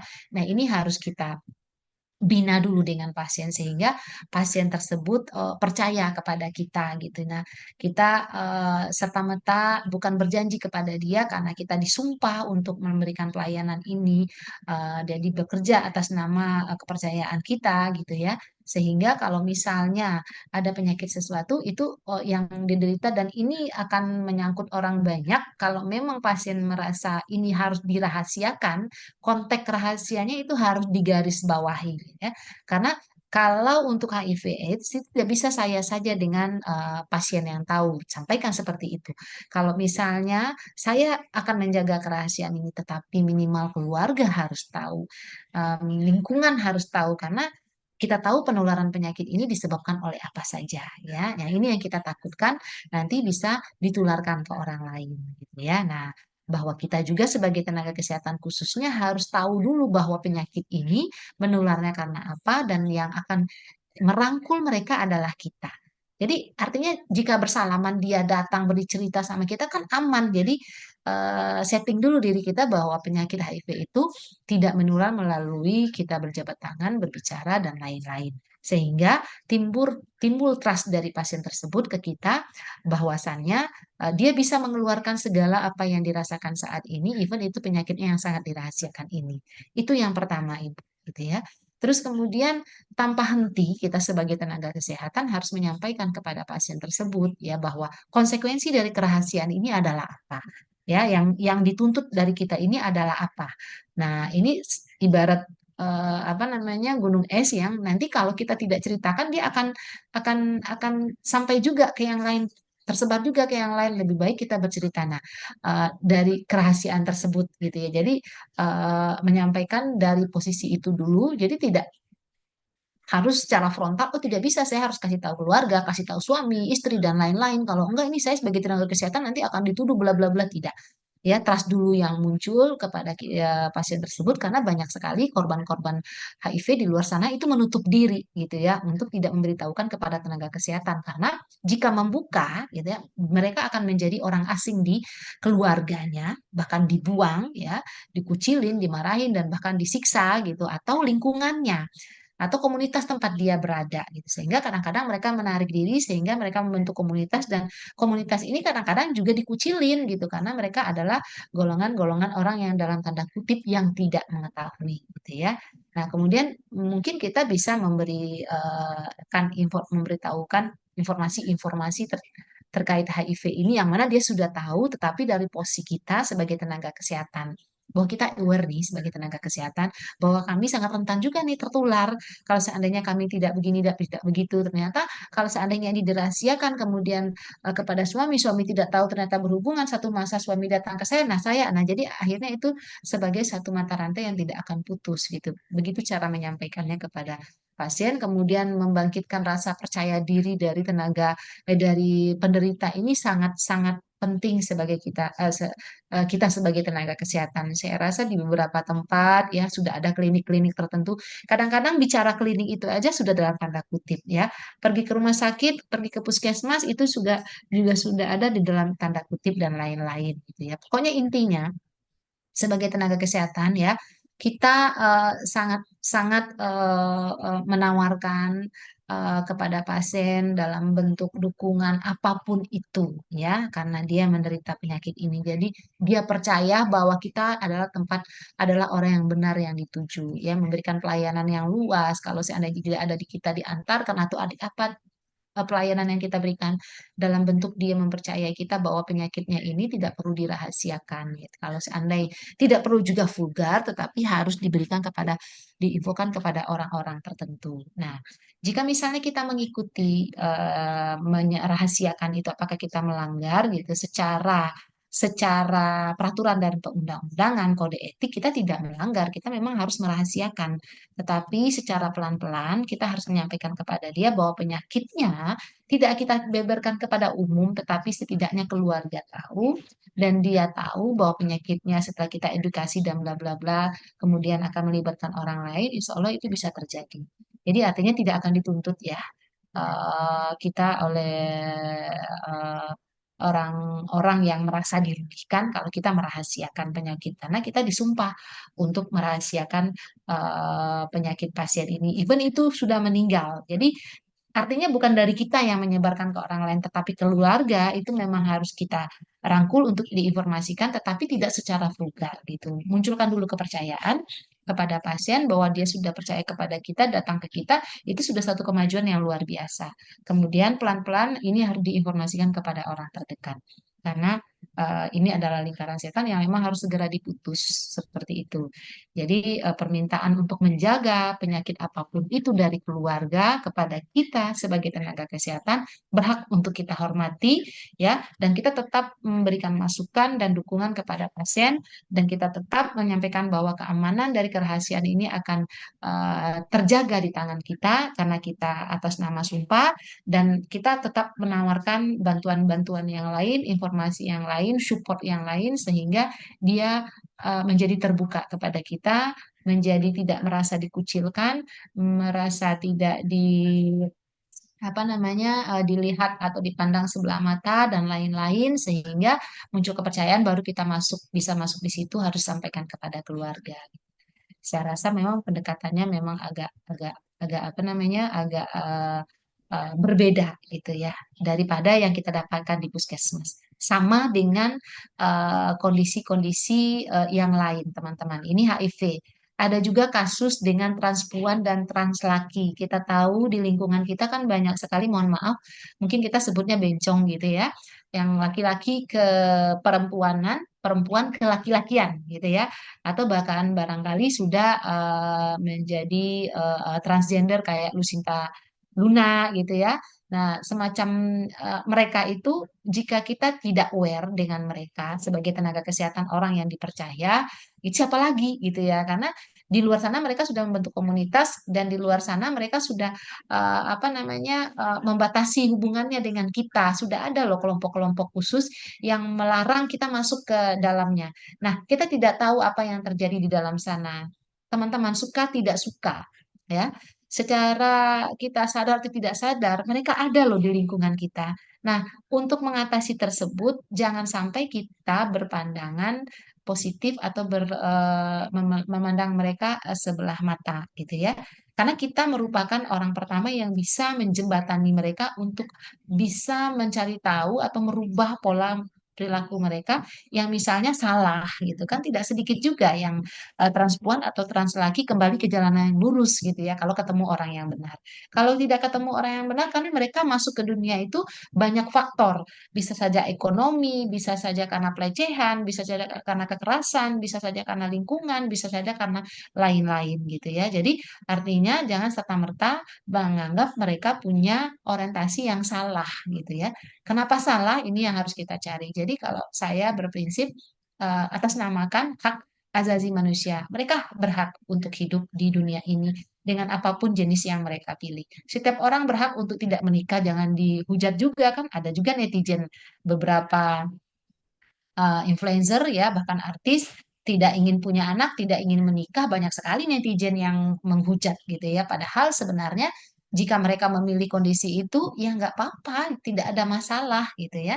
Jangan jangan memandang pola berpikir mereka, keinginan mereka dari sudut pandang kita. Nah, kalau kita pandang dari sudut pandang kita, tentu akan berbeda karena setiap orang pasti berbeda. Gitu ya, sama dengan saya, dengan teman-teman. Saya memandang teman-teman berbeda, teman-teman juga memandang saya berbeda, tapi saya tidak bisa memaksakan harus begini versi saya, nggak bisa. Gitu. Begitu juga dengan yang lain-lain. Nah, terkhusus kepada kaum-kaum yang termarginal ini ya, teman-teman ya, kita anggap inklusi mereka termarginal, termasuk adalah si penderita HIV ini. Ya, banyak sekali penderita-penderita yang lain yang perlu kita support ya. Kekerasan dalam rumah tangga itu menjadi satu hal yang perlu kita support. Teman-teman kita yang dalam kondisi ekonomi, status perekonominya yang belum beruntung, teman-teman itu masuk kepada kaum marginal yang memang harus kita fasilitasi gitu. Kadang-kadang sebagai tenaga kesehatan, kita melihat teman-teman yang tidak mampu, masyarakat yang tidak mampu dengan masyarakat yang mampu, secara otomatis ya gestur kita, mimik kita itu kadang-kadang berubah gitu ya.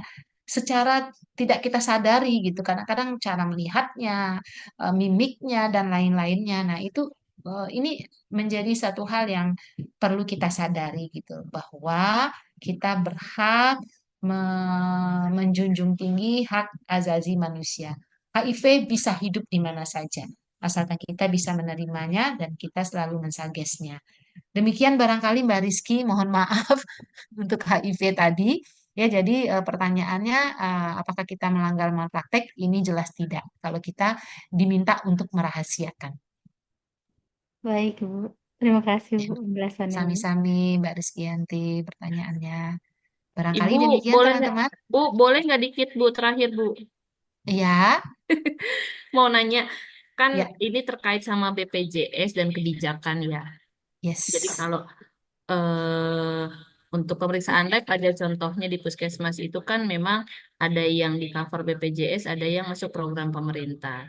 Nah, kalau Mm-mm. misal untuk pasien dengan BPJS yang tidak vaskesnya di kami di puskesmas ataupun sebaliknya ya, begitupun dengan di klinik, itu kan akan dilempar ke sesuai dengan vaskesnya. Kalau Mm-mm. misalnya dia vaskes BPJS-nya di klinik, berarti yang di cover atau yang diperiksa di sana hanya yang di cover BPJS aja, yang pemerintah dibalikin lagi nih ke puskesmas. Artinya kan jadi di tektok si pasien jadi dilempar ke Betul, sana ke sini.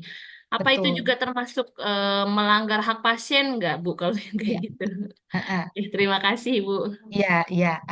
Kalau dilihat kalau pertanyaannya melanggar hak pasien, menurut saya Mbak Ida itu melanggar. Menurut saya melanggar. Ya, menurut saya nggak tahu nih.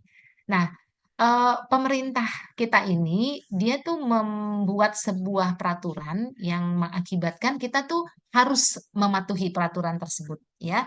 Semacam apa namanya jaminan kesehatan ini, ya. Jaminan kesehatan ini menjadi sesuatu yang memang harus kita lakukan, ya. Harus kita bayar. Kalau enggak, akan dilibatkan kepada peraturan-peraturan yang lain sehingga kita jadi tidak bisa melaksanakan misalnya saja gitu ya. Jika tidak membayar iuran BPJS yang saat ini kan sudah tidak ada tingkatan lagi ya, nanti akan berimplikasi kepada masuknya anak sekolah gitu ya. Jadi kan secara otomatis kita kan harus membayar. Kalau enggak kan kita nggak bisa sekolah nanti anaknya. Begitu ya. Jadi artinya dari mulai peraturan dibuat saja, pelanggaran hak asasi manusia untuk dana kesehatan ini atau jaminan kesehatan yang dilaksanakan di Indonesia, menurut saya itu sudah melanggar hak asasi manusia. Ya, setiap manusia punya hak untuk tidak, ya, untuk tidak memberikan jaminan kepada pemerintah, artinya membayar. Ya, kalau di luar negeri sana di beberapa daerah gitu kan itu dibayarkan oleh pemerintahnya. Tetapi kan kita yang membayar. Dengan kita membayar aja sudah dibuat juga peraturan yang mengakibatkan pasien itu atau kita itu susah. Ya, semacam ada program yang harus dibayar, ada program yang memang melalui BPJS. Kalau di program dibayar harus dilayani di Vaskes 1, kalau enggak ini harus ke rujukan dan lain-lain gitu. Nah, sementara kita kan membayar ya. Kalau memang kita sudah membayar, artinya harus difasilitasi oleh pemerintah. Tinggal dibuat saja kesepakatan ya pembayarannya yang mana yang tidak dan mana yang bisa di cover dan mana yang tidak di cover gitu. Yang harusnya di cover semua loh. Tidak ada penentuan di cover dengan kondisi ini tidak di cover, tidak begitu harusnya. Karena kan kita diwajibkan membayar. Nah, kalau misalnya seandainya sudah ada begini, dari awal mereka sudah melanggar hak azazi kita sebagai manusia. Itu menurut saya. Karena kan diwajibkan membayar. Tidak ada sesuatu yang harus diwajibkan dalam membayar yang melibatkan hak azazi manusia. Ya, jadi sekarang sebagai tenaga kesehatan, apakah kita salah melakukan tindakan ini? Teman-teman bekerja di instansi pemerintah, tidak ada yang salah yang teman-teman lakukan kecuali tidak ada di peraturan, tidak ada di program, tidak ada disampaikan, ya. Itu teman-teman baru salah. Dan jika teman-teman diberatkan untuk melakukan sesuatu sesuai dengan program teman-teman, nah program ini sebaiknya kan memang harus ada peraturannya, harus ada edarannya, harus ada kebijakannya. Nah, aturan, edaran dan kebijakan ini teman-teman harus dibuat sebuah SOP-nya.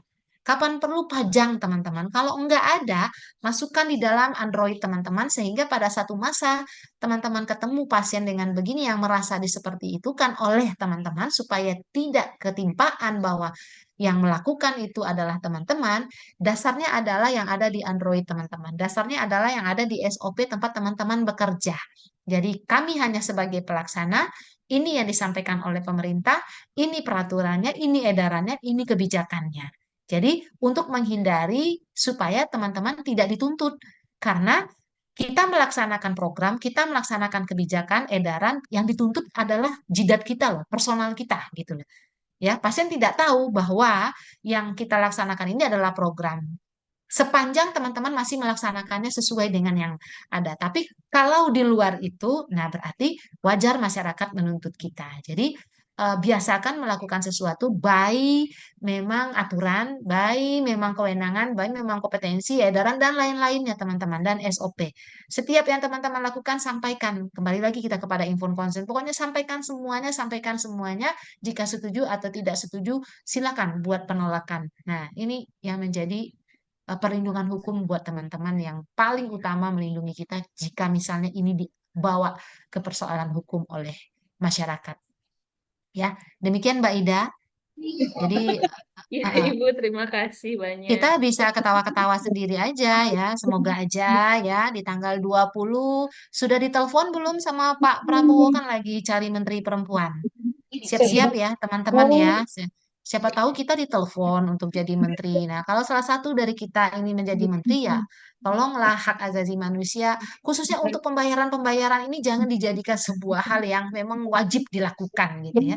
Kita memang berhak, mereka yang bikin Undang-Undang 45 bahwa setiap manusia yang warga negara Indonesia berhak mendapatkan penghidupan yang layak, berhak mendapatkan kesehatan yang optimal. Ya, ciptakanlah kesehatan optimal itu, jangan tuntut lagi dari kita, ya kan?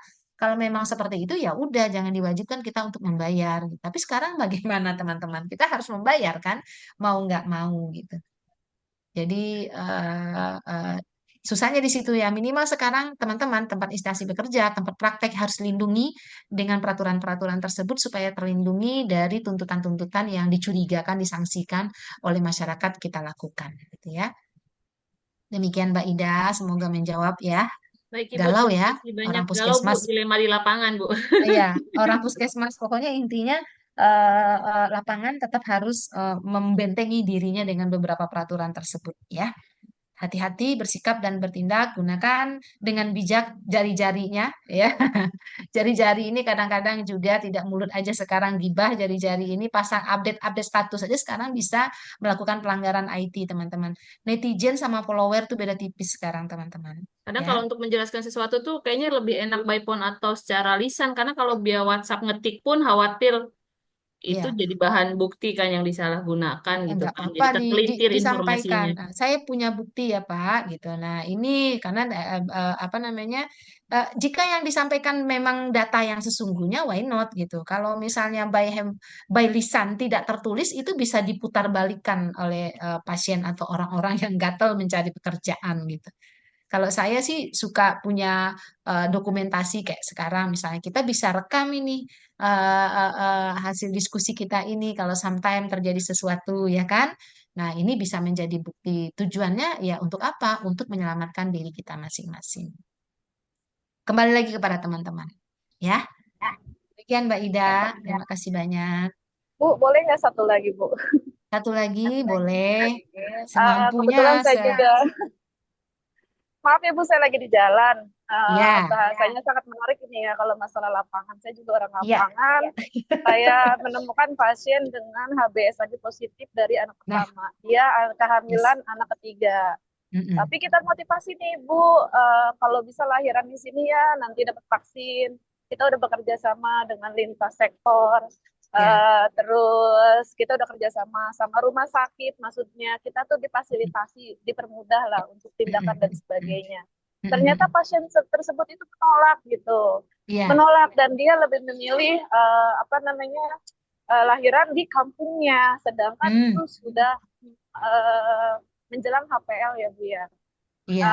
Kan kita KTP-nya udah Bekasi, ternyata kan kalau di Jawa KTP-nya kan harus Jawa gitu ya Bu ya. Mm-mm. Nah kita sebagai tenaga kesehatan kita udah berbuat sepenuh dengan udah berjuang lah istilahnya gitu. Mm-mm. Kita melanggar Mm-mm. aturan nggak sih Bu kalau seandainya pasien itu tetap menolak untuk kita Mm-mm. bantu gitu sebagai Mm-mm. tenaga kesehatan, terus kita tuh salah nggak sih posisinya? Mm-mm. Mm-mm. Saya Rosita ya Bu. Ya, siap, Mbak Ya. Rosita Damayanti ya. Baik, terima kasih banyak, luar biasa. Ini memang ada kasusnya terjadi ya, teman-teman.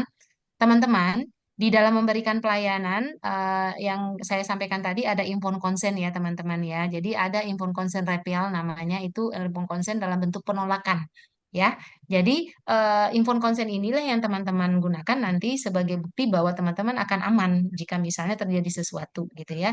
Jadi bukti tertulisnya ada bahwa berarti ibu menolak ya. Saya sarankan untuk melahirkan ke fasilitas satu dengan catatan riwayat penyakit ibu. Nah, setelah kita jelaskan tadi bahwa penyakitnya bla bla bla bla, jika ditangani tanpa di bawah pengawasan atau rumah sakit yang lengkap akan mengakibatkan bla bla bla, jelaskan, kemudian ternyata menolak. Kita harus punya bukti penolakan tersebut. Jangan sampai nanti lahir di kampung, ternyata tertular, kemudian dia sudah bilang datang ke kita, terus kemudian membalikan atau memutarbalikkan fakta. Nah, ini menjadi satu hal yang memberatkan bagi kita nantinya. Karena buktinya nggak ada, kan nggak bisa. Saya udah ngomong, pasiennya juga bilang, saya nggak dengar, dia ngomongnya begini dan bla bla bla gitu. Nah, ini akan memberatkan kita. Jadi, artinya jika dia datang ke kita sudah menginformasikan, berarti sampaikan form yang memang sudah terdesain atau bahkan G-form lewat ini aja tidak harus menulis ya dengan Android tidak mungkin ya di mana sih tidak punya Android saat ini WhatsApp pun bisa ya. G-form itu digunakan bahwa sarannya dan itu tergantung dari tempat Mbak Damayanti bekerja disampaikan kepada pimpinannya karena ini menjadi bukti bagi kita nanti jika misalnya terjadi sesuatu hal dan ini dibalikin lagi nih ke kita gitu ya. Jadi kalau seandainya ini dibalikin ke kita lagi kita sudah ada bukti nih bahwa memang dia kemarin itu menolak untuk dilakukan rujukan ke tempat yang kita sudah kerjasama, yang sudah memang diinformasikan oleh pemerintah ya ke tenaga kesehatan yang jelas-jelas jika misal tidak dilayani di tenaga kesehatan ini akan mengakibatkan hal-hal yang memang sama-sama tidak kita inginkan. Tentu saja sebelumnya diavokasi dulu pasiennya, apalagi ini merupakan anak ketiga barangkali sudah penyakit ini sudah ada sebelumnya gitu. Harusnya mereka lebih aware gitu. Tapi kenapa sampai nggak aware? Mungkin saja pada saat kita menjelaskan mereka tidak paham atau mereka tidak suka atau dan lain-lainnya. Nah, ini kenapa pentingnya sebuah inform consent untuk sebuah penyakit-penyakit khusus ya HIV tadi ya HBsAg positif ini dan kondisi-kondisi penyakit yang lainnya karena kita tahu resikonya dan alternatifnya ada gitu ya dan memang keputusan di tangan dia sebagai tenaga kesehatan kita cuma berhak berkewajiban menyampaikan gitu. Nah, untuk perlindungan diri kita munculkan sebuah format khusus yang memang berguna untuk kita nantinya jika terjadi sesuatu dan itu ada di dalam bagian-bagian dari inform consent dan itu di undang-undang juga dilindungi. Kita punya kewajiban menjelaskan, dia punya hak untuk menolak. Nah, kewajiban sudah menjelaskan, hak untuk menolak sudah, tetapi kondisi-kondisi yang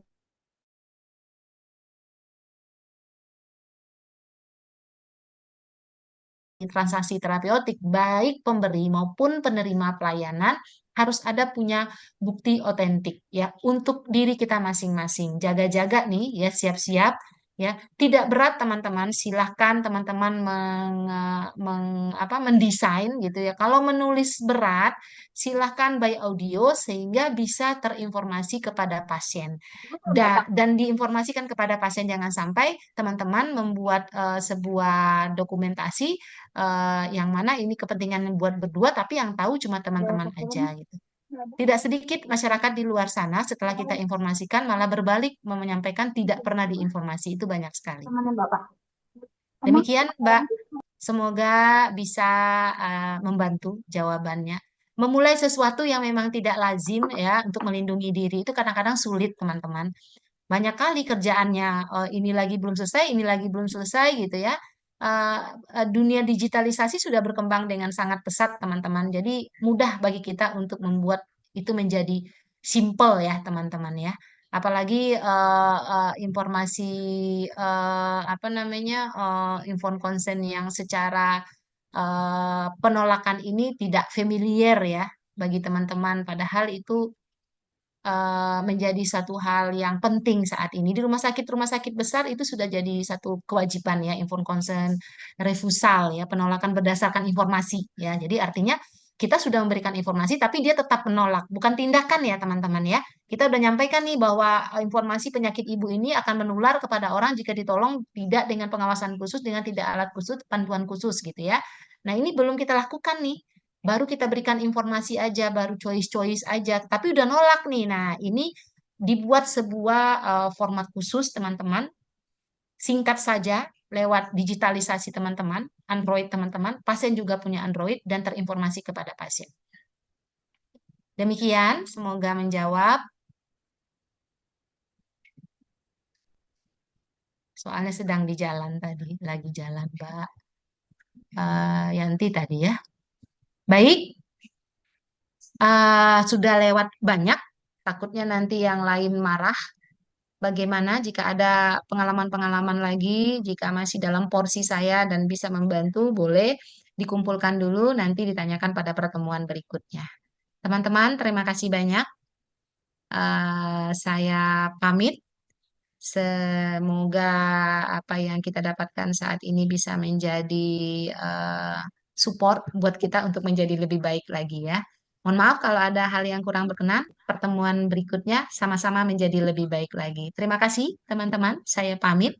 Saya akhiri. Assalamualaikum warahmatullahi wabarakatuh. Waalaikumsalam warahmatullahi wabarakatuh. Terima kasih, Bu. Sami-sami. Pamit teman-teman. Terima kasih, Bu. Sama-sama.